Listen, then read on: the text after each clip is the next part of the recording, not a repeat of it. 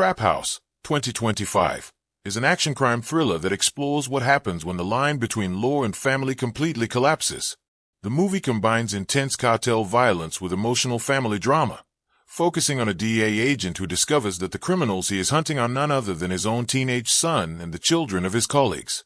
The story is not just about crime.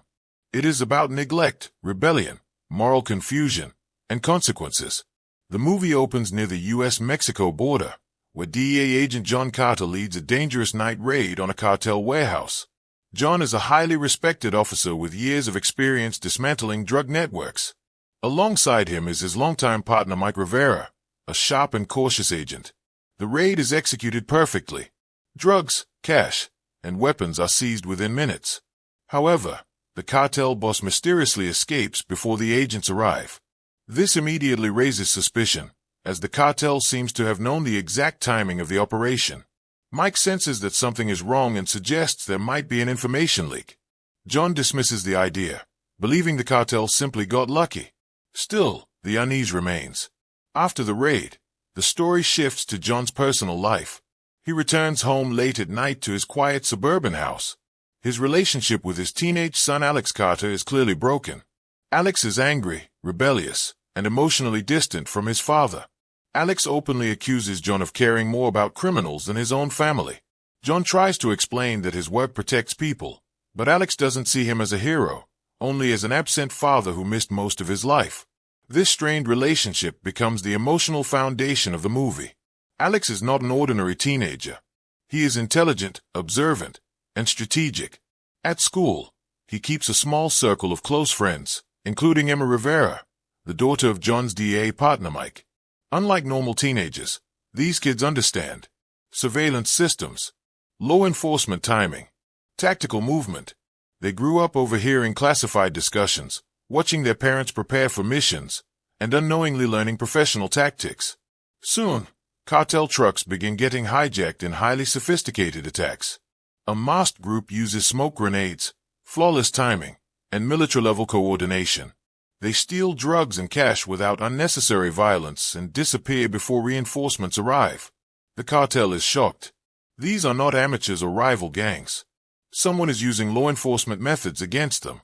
The DEA also becomes alarmed when they realize the robberies mirror their own tactical playbook. DEA leadership assigns John Carter to track down the mysterious group. His experience makes him the obvious choice. John accepts the mission without hesitation, unaware that he is being sent to hunt his own son. As John investigates, patterns begin to emerge. The thieves know exact routes, blind spots, and response times. This confirms that the criminals have insider-level knowledge. The movie then reveals the shocking truth to the audience, but not yet to John. The masked robbers remove their helmets in an abandoned house used as their base. The group includes Alex, Emma, and several other teens.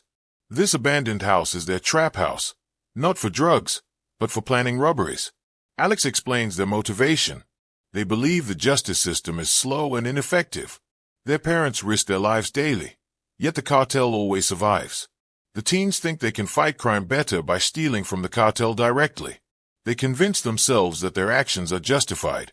The teens begin taking bigger risks. Each robbery becomes more dangerous. Their success attracts the attention of powerful cartel leaders who are no longer willing to tolerate the losses. Meanwhile, John and Mike come closer to identifying the group's methods. During a chaotic raid on a cartel stash house, John nearly captures one of the masked robbers. In the struggle, the robber escapes, but drops a bracelet. John picks up the bracelet and immediately recognizes it. It belongs to Alex. There is no doubt left in his mind. The criminal mastermind he has been hunting is his own son. This realization completely shatters John. The fearless DEA agent who faced cartel bosses without hesitation is now emotionally broken. He struggles with guilt, denial, and fear.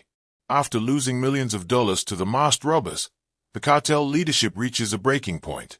These attacks are no longer seen as thefts, they are viewed as humiliations. The cartel boss, known for his brutal methods, orders his men to find whoever is responsible, no matter the cost. Unlike the DEA, the cartel does not rely on legal procedures. They use fear, violence, and intimidation. Soon, cartel scouts begin tracking patterns, analyzing robbery footage, and tracing supply routes backward. Slowly, they realize something shocking. The robbers are young, reckless, and emotionally driven. This discovery changes everything. The cartel decides to strike where it hurts the most. At the trap house, Alex and his group celebrate another successful robbery, but the mood is different. The victories feel hollow. The danger is increasing, and mistakes are starting to happen. Emma becomes increasingly uncomfortable. She notices how aggressive Alex is becoming. What started as a mission to fight crime has turned into an obsession. Alex believes they are untouchable because they use DA tactics, but Emma senses that they are crossing a point of no return. Alex dismisses her concerns, convinced that fear is weakness. Meanwhile, John Carter is living in emotional hell. At work, he pretends to hunt the criminals aggressively. At home, he watches his son carefully, searching for signs, clues, or regret. John secretly begins destroying evidence and redirecting investigations to protect Alex. Every lie he tells the DEA tears him apart. He knows he is betraying his oath, but the thought of losing his son is unbearable. Mike Rivera begins to notice John's strange behavior. His instincts tell him something is wrong, but he doesn't yet understand the truth. The cartel makes its first move. One night, Alex and his group are ambushed during a robbery. Gunfire erupts. Smoke fills the air. They barely escape with their lives, leaving behind drugs, money, and one injured member. This is the first time the teens experience real fear. The message is clear. The cartel knows they exist and it's hunting them. Emma is shaken to her core. She realizes they are no longer in control. Weiss, she begins to fear that her own father, Mike Rivera, could be killed because of what she's involved in. Overwhelmed by guilt, Emma secretly contacts her father without fully confessing. She warns him that something dangerous is coming.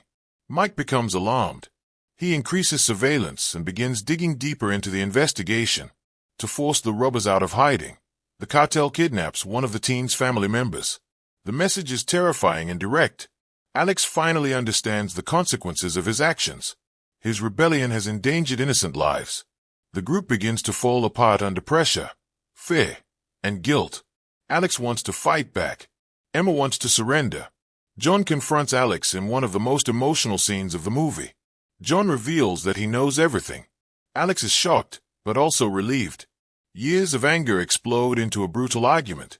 Alex accuses John of choosing criminals over family. John admits his failures as a father but warns Alex that the cartel will destroy him. For the first time, Alex realizes that he is not a hero. He is a criminal who went too far. Mike Rivera finally connects the dots and realizes the horrifying truth. His own daughter is involved. He confronts Emma, who breaks down and confesses everything. Unlike John, Mike chooses duty over emotion. He informs the DA leadership, setting events into irreversible motion. John feels betrayed, but also relieved. The lies are over. The cartel plans one final ambush to eliminate both the teens and the DEA. What follows is a massive three-way conflict between the cartel, the DEA, the trapped teenagers. Gunfire, chaos, and destruction consume the scene. The trap house becomes a battlefield. John risks his life to save Alex. Mike saves Emma. Several cartel members are killed. Some teens are arrested. Others barely survive. In the chaos, one of the teens dies protecting the others. This moment permanently scars the survivors. The reality of death ends all illusions of heroism. The cartel leader is finally killed during the raid, bringing an end to the immediate threat, but not the damage already done. Alex and Emma are arrested. Because of their age and cooperation, they receive reduced sentences, but their futures are forever changed. John faces internal investigation for obstruction of justice. His career is effectively over. Mike remains in the DEA but carries the emotional burden of what his daughter became. In the final scene, John visits Alex in a juvenile detention facility. They speak honestly for the first time. John admits his mistakes as a father. Alex accepts responsibility for his crimes.